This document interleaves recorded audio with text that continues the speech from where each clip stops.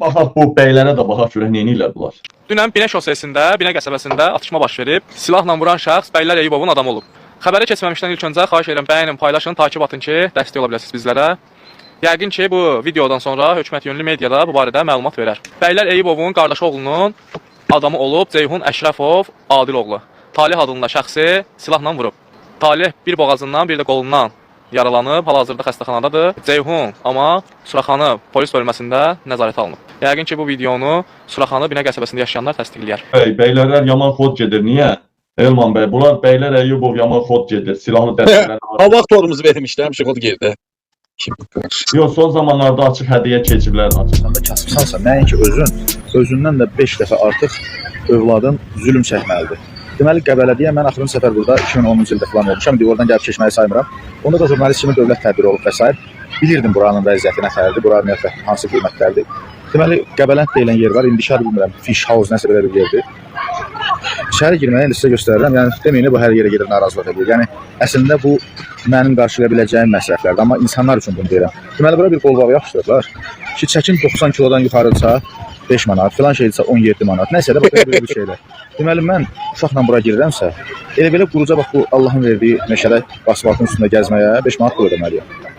Niyə də yəni? Bax, Mingəçevir haqqında birini çəkdim, icra başçısının cəsarəti çatdıb, məsələyə müdaxilə elədim.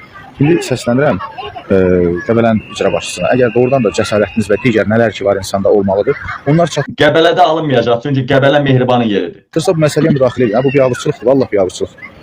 Həqiqətən biabırçılıqdır. Mövzu bu 5 manat deyil.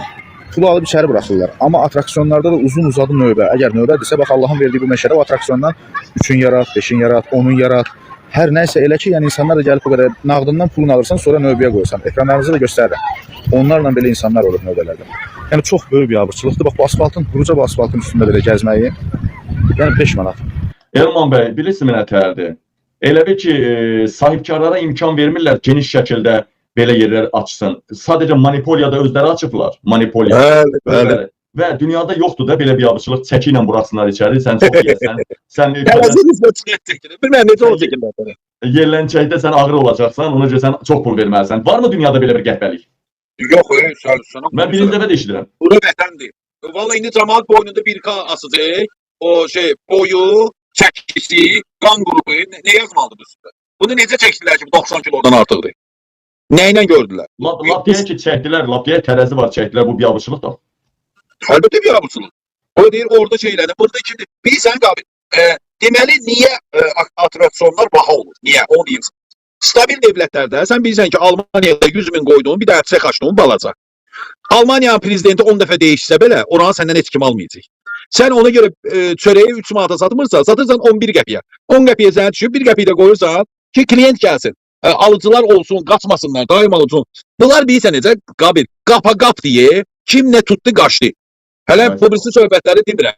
Bu dəqiqə plastin içində dəyişiklik getməyiz.